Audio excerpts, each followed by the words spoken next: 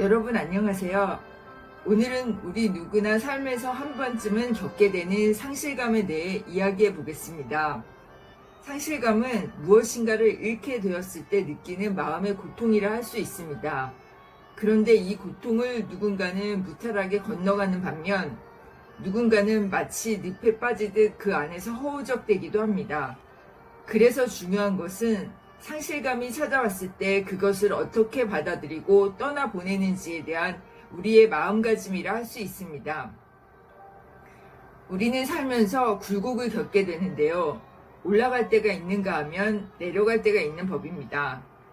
누구나 올라갈 때는 신이 나고 한없이 올라가고 싶지만 어느 순간 내리막길을 마주하고 때로는 끝이 보이지 않을 정도로 굴러 떨어질 때가 있습니다.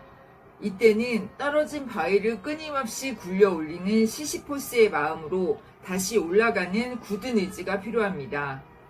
시시포스의 끊임없이 떨어지는 바위를 굴려 올리는 이야기는 누구나 알고 있지만 그가 어떻게 그러한 상황에 놓였는지는 알지 못하는 분이 많습니다. 그래서 시시포스의 신화부터 이야기해 보겠습니다. 구독과 좋아요 부탁드려요. 인생에서 가장 큰 상실은 무엇일까?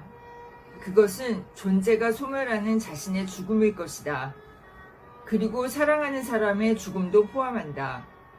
그리스 신화에서 죽음의 신은 타나토스다. 그의 쌍둥이 신이 있는데 잠의 신인 힘노스다. 잠을 자는 동안 우리는 어쩌면 일시적인 죽음의 상태인지도 모른다.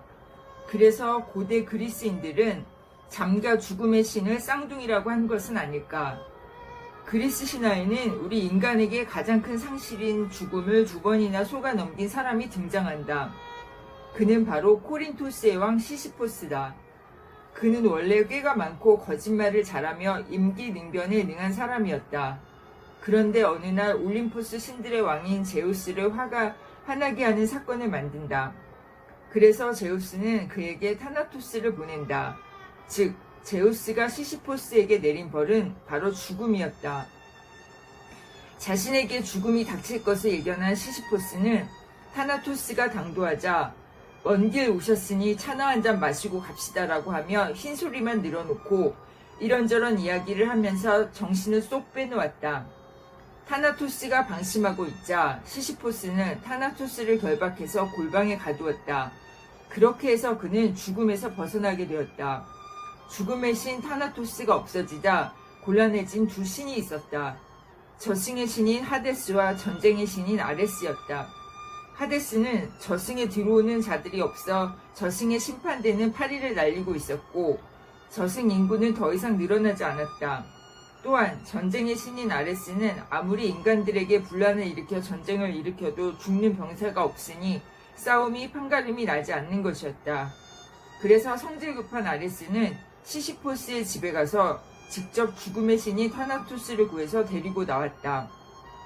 이렇게 되자 제우스는 감히 신을 속이고 죽음을 속인 시시포스에게 더욱 화가 났다.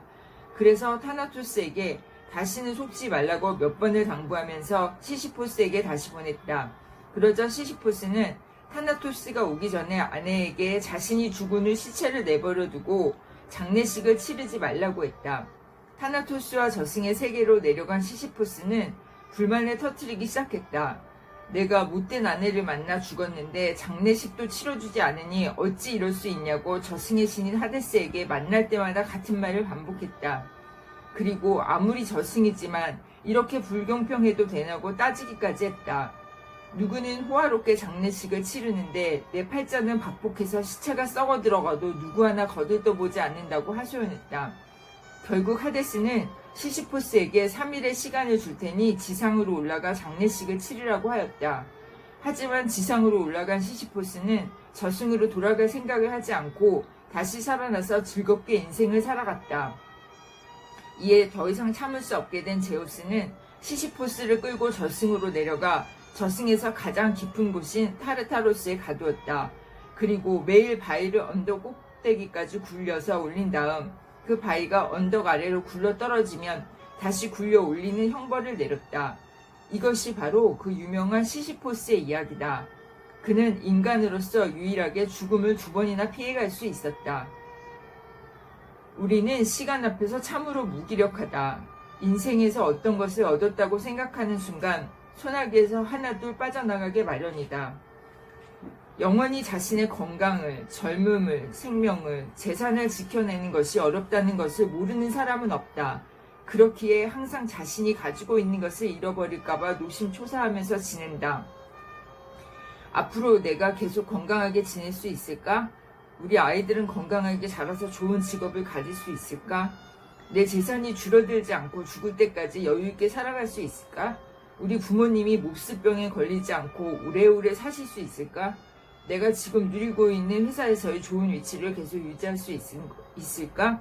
이런 걱정들이 우리 생각의 대부분을 차지한다. 이것을 불교에서는 번뇌라고 한다.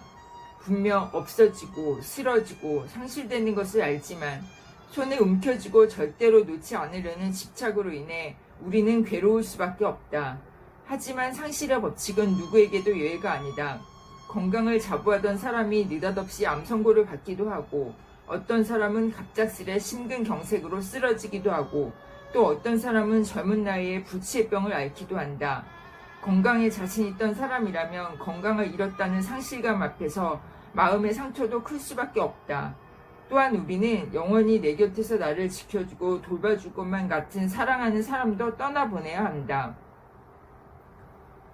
이렇듯 우리는 갑작스럽게 또는 서서히 자신이 가지고 있던 것을 하나둘씩 잃어만 간다. 어떤 것을 잃게 되면 커다란 슬픔과 절망에 휩싸이는 것은 당연하다. 하지만 이런 상실 앞에서도 어떤 사람은 슬픔을 빨리 털어버리는 반면 어떤 사람은 평생 그 상실감으로 인해 우울감 속에서 살아간다. 이는 상실을 인생의 한 부분으로 받아들이는가 그렇지 못한가에 달려있다. 모든 것을 움켜쥐기만 하고 절대 내 인생에서는 어떤 것도 잃어서는 안 된다고 생각한다면 상실감은 너무나 클 수밖에 없다. 그러나 누구나 느닷없이 또는 서서히 자신이 가진 어떤 것을 잃을 수밖에 없다고 생각한다면 상실감을 보다 덜 겪게 된다. 이것이 바로 시시포스 신화가 우리에게 알려주는 소중한 진리다. 시시포스는 바위가 다시 굴러 떨어질 줄 알면서도 바위를 정상까지 굴려서 올린다. 그리고 그 바위가 밑바닥으로 떨어지면 상실감은 맛본다. 하지만 그 상실감을 이겨내고 다시 바위를 저 높은 곳으로 올려보내려고 애를 쓴다. 이것이 바로 인간의 의지이며 상실을 자신 인생의 일부로 받아들인 사람의 마음가짐이다. 자신만이 특별하고 대단한 사람이라고 생각하는 착각이 더욱 큰 상실감을 낳는 법이다. 인생의 이 법 앞에서 우리가 겸손해질 때, 나도 자연의 법칙에 속하는 일부분이라고 자각할 때 우리는 도리어 상실의 법칙에서 벗어날 수 있다. 상실의 법칙 앞에서 우리는 자신이 유한한 존재라는 사실을 통해 한순간 한순간이 얼마나 의미가 있는지, 그런 변화가 얼마나 경이로운지, 내 인생의 변화가 또 얼마나 소중한 것인지 깨닫게 된다. 그래서 인생은 잃는 것을 통해 도리어 자신을 채울 수 있는 것이다. 우리 삶에서 상실은 채움의 또 다른 과정이기도 하다.